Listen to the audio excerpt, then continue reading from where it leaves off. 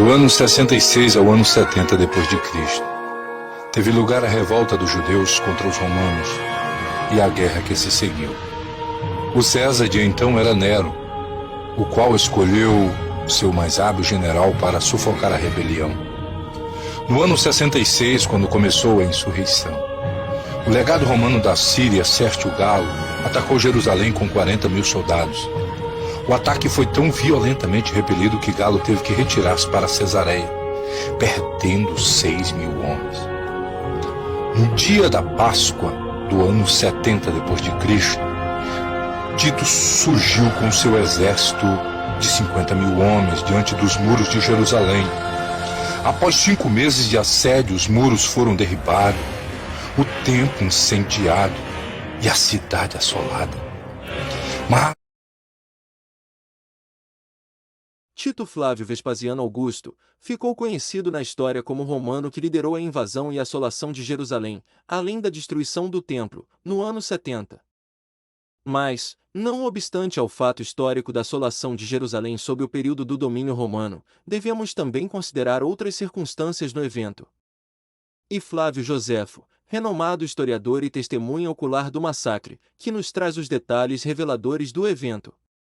Flávio Joséfo registrou em seu livro Guerras dos Judeus que os romanos não simplesmente invadiram, massacraram a cidade e destruíram o templo.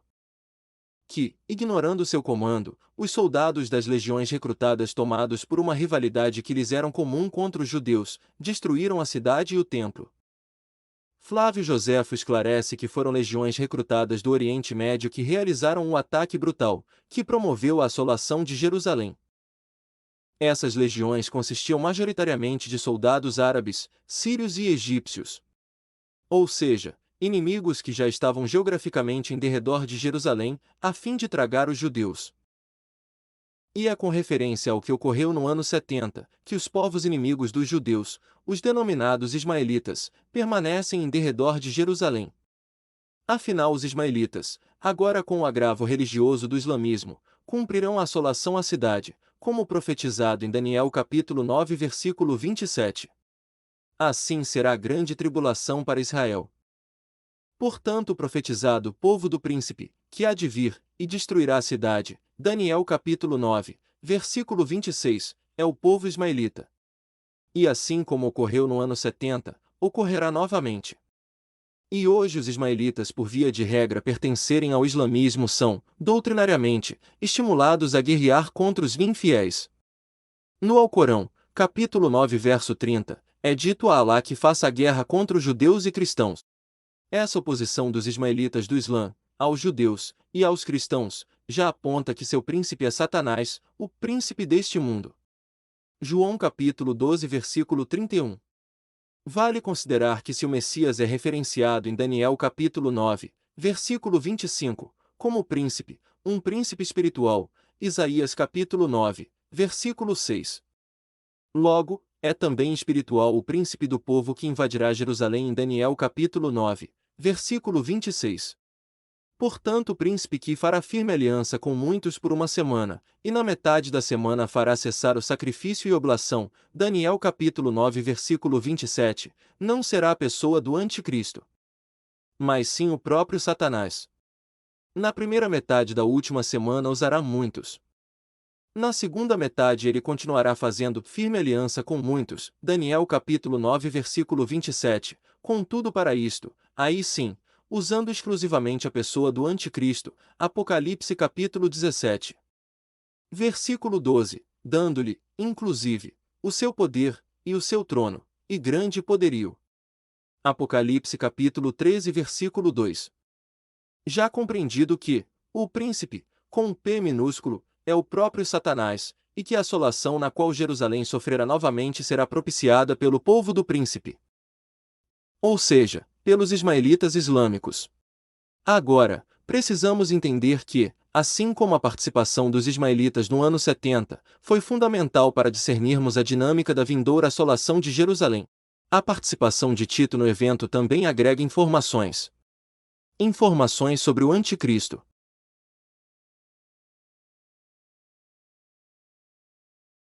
Tito era o general romano que liderou a invasão a Jerusalém no ano 70. Contudo, o general Tito era também filho do imperador vigente, Vespasiano. Ou seja, o romano Tito estava na condição de príncipe na assolação sofrida pelos judeus. O que denota um paralelo profético com o príncipe espiritual de Daniel capítulo 9 versículo 26, que é Satanás, bem como um paralelo com o vindouro anticristo que Satanás usará extraordinariamente, dando-lhe o seu poder, e o seu trono, e grande poderio. Apocalipse capítulo 13 versículo 2. Outro sinal profético está no fato histórico de Nero ter sido o imperador do início das investidas contra Jerusalém. Mais especificamente no fato dele ter iniciado esses afrontes no ano 66, sendo ele o sexto imperador de Roma. Portanto, o fato de iniciar no ano 66, pelo sexto imperador, o ataque à cidade profética, nos remete ao número do anticristo, isto é, o 666.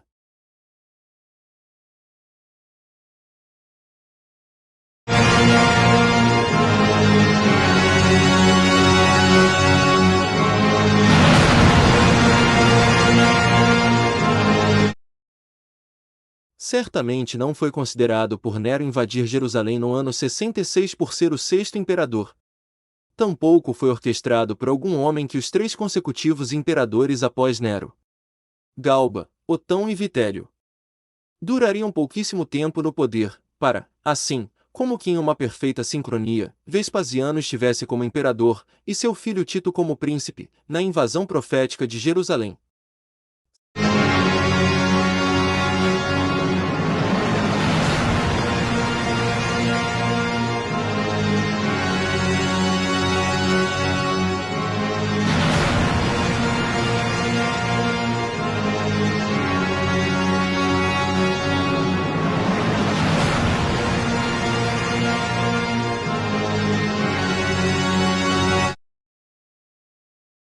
E estes 3 imperadores, Galba, Otão e Vitélio, que tiveram rápida passagem, aludem aos 3 chifres arrancados do monstro de Daniel capítulo 7.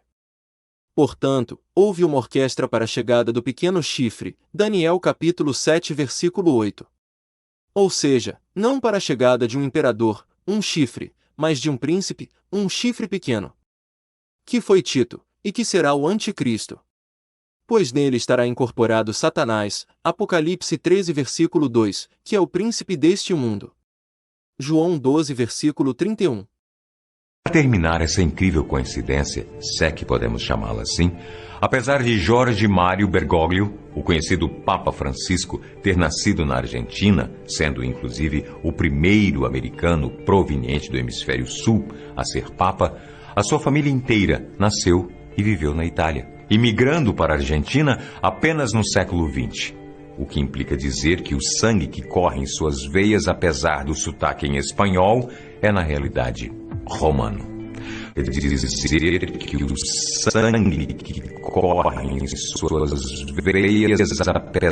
apesar do sotaque em espanhol, é na realidade romano.